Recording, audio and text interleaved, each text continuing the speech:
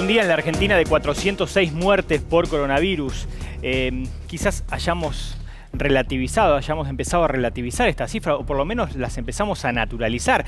Y entonces eso hace más difícil el cumplimiento de las medidas sanitarias. Y hay un ejemplo muy claro de lo complicado que es esto. Se llama Europa. Como en su momento, marzo, abril, Europa nos marcaba algo, hoy nos vuelve a marcar, Diana. Así es, Ariel. Europa no está solamente fuera de control, como decimos ahí en pantalla, sino también que está en alerta, porque hablamos de una segunda ola, como decís, Ariel. Recordemos además que varios países del viejo continente tienen toque de queda nocturno. A propósito de esto, lo reflejamos a través de este informe.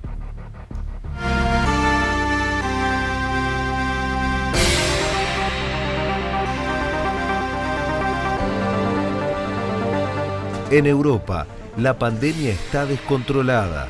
El aumento de casos de COVID-19 en las últimas semanas supera los registros de marzo. El comité científico que aconseja al gobierno de Francia aseguró que están sorprendidos por la brutalidad de lo que está ocurriendo en este país. On est dans une situation très difficile, voire critique. Il y a probablement plus de 50 000 cas par jour. On estime au niveau du conseil scientifique qu'on est plutôt autour de 100 000 cas par jour. Deux fois plus. Deux fois plus parce que c'est entre les cas diagnostiqués, mais les cas qui ne se font pas diagnostiquer, les formes asymptomatiques. Donc on est autour de ce nombre de cas. Ça veut dire qu'on a un virus qui circule de façon extrêmement rapide. En Francia comenzó este sábado el toque de queda, una medida extrema que debió tomar Macron ante la escalada de contagios. En Alemania también se dispararon los casos, aunque las cifras son más bajas. En las últimas 24 horas se contabilizaron 8.685 casos. La canciller Angela Merkel pidió redoblar los esfuerzos y anticipó que las próximas semanas serán muy difíciles. Wir sind nicht machtlos gegen das Virus. Unser Verhalten entscheidet, wie stark und wie schnell es sich ausbreitet. Und das Gebot der Stunde heißt für uns alle, Kontakte reduzieren, viel weniger Menschen treffen. Wenn wir uns alle daran halten, werden wir alle zusammen die gewaltige Herausforderung durch dieses Virus auch bestehen.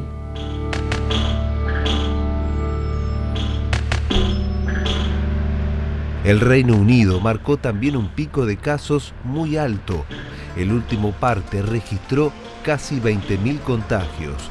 Los datos indican además que el ritmo de personas hospitalizadas sube rápidamente. Acabamos de alcanzar en esta semana el registro oficial de 1 millón de contagios. España superó los 50.000 casos este fin de semana.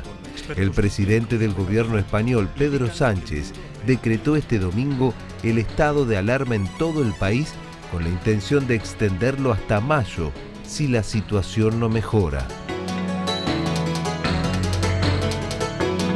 Ya estamos con el doctor Perrones, Diana. La verdad que tenemos ganas de hacerle algunas preguntas, doctor. 100.000 casos diarios es lo que empieza a proyectar Francia. O en todo caso empieza a decir que si no se cumplen bien las medidas pueden llegar a esa cifra. ¿O es algo irreversible, es un número irreversible? No, es problemático porque además tenga en cuenta que climas húmedos, claro, fríos, Francia tiene son los que 66 millones de habitantes. Estamos hablando de la población que tiene Estados Unidos, digamos. Es 100.000 casos diarios en una población de 66 millones. Bueno, el cálculo es que si ya tienen 50.000 infectados determinados, es altamente probable que haya otros 50.000 que estén contagiados. El porcentaje, la proporción de muertes de acuerdo a los infectados, ¿sigue siendo la misma o por ahora es más baja? Por ahora es más baja. O sea, ¿es menos letal esta segunda ola o hay que esperar unas semanas para saber la letalidad? Yo creo que hay que esperar tiempo para saber la letalidad y sobre todo lo que hay que esperar es para ver cuál es el daño, no solo el que produce el virus, sino el daño colateral que se produce por el virus. Yo le voy a contar un caso de hoy, me llama una médica compañera y me dice, me fui a hacer un prequirúrgico y me encontraron una neumonía y me acaban de internar. Le digo, ¿pero tenés algún síntoma? No, ninguno. pero tenés una neumonía, pasame la tomografía que quiero ver para ver si tenés una neumonía sin síntomas, ¿sí? Y le acaban de hacer un hisopado, todavía no tengo el resultado, pero es altamente probable que tenga coronavirus. Entonces, estamos en un problema con esta patología de no saber reconocer que muchas cosas todavía no las sabemos. Usted imagínese 100.000 personas de los cuales puede haber un grupo importante con neumonías asintomáticas que seguramente son los asintomáticos que más deben contagiar. Porque uno no se da cuenta que está con una persona que está cursando una infección y que no tiene síntoma alguno.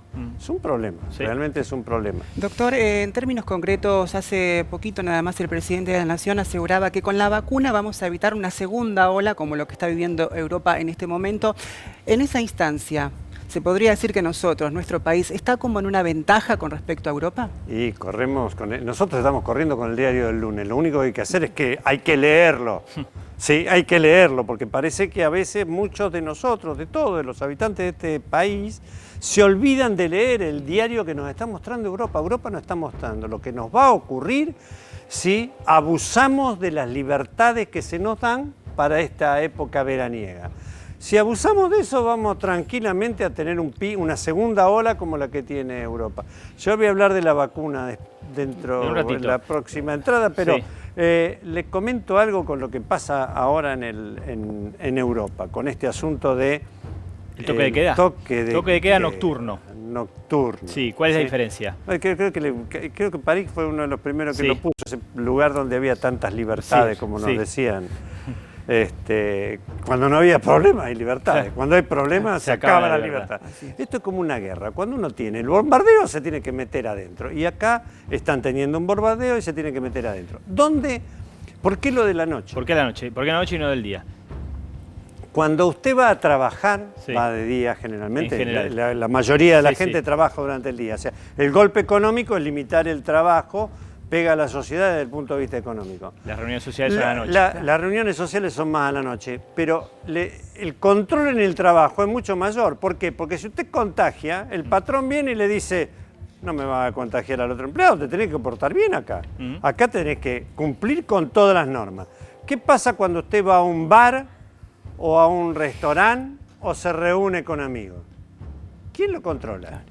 El que tiene que consumir. Si usted infecta al de al lado, ¿va a tener menos consumidores el bar, el restaurante, el lugar donde se hace la reunión? No. No, usted no le provoca un déficit a la producción de ese lugar, entonces son menos controlados. Esos lugares dependen pura y exclusivamente de la responsabilidad personal de los que van. No de la responsabilidad de la industria o el lugar donde usted va a trabajar. Aquí todavía tenemos la primera ola. Está claro que en la ciudad de Buenos Aires los números son distintos. Ya también en la provincia de Buenos Aires llevamos un par de semanas, independientemente de los testeos, sin los números escalofriantes de hace algún tiempo. Hoy se refirió a ese potencial rebrote el ministro de Salud de la ciudad, Fernán Quiroz. Lo escuchamos. Lo que nosotros ya tenemos que estar trabajando entre todos y la ciudadanía tiene que empezar a reflexionar sobre este aspecto también.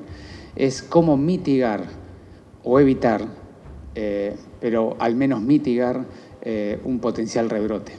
¿Por qué? Porque se ha demostrado, Europa ha demostrado que luego de una primera curva, las condiciones pueden volver a darse para que vuelva a haber un rebrote y por lo tanto nosotros tenemos que trabajar ya en ese aspecto.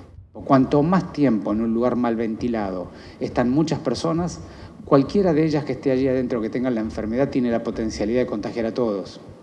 Y eso es lo que tenemos que trabajar. ¿Cómo podemos recuperar y reandar aquellas cuestiones que aún nos faltan dar? Y cómo podemos mantener las que hoy ya tenemos, evitando al máximo los espacios y los encuentros de supercontagio. Por supuesto que todo esto es muy importante hacerlo hasta tener una solución definitiva. Si la solución definitiva viniera antes, esta tarea va a ser menos trabajosa. Si la solución definitiva viniera después, tendremos que hacer un poco más de esfuerzo. Pero de esto se trata lo que nos queda por delante.